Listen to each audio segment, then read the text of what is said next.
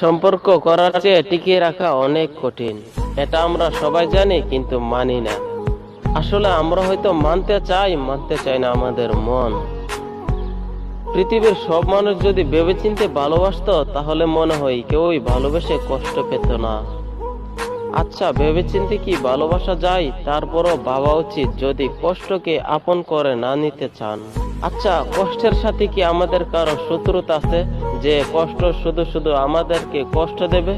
একটা মানুষের জীবনে তার ভালোবাসার মানুষ খুব গুরুত্বপূর্ণ।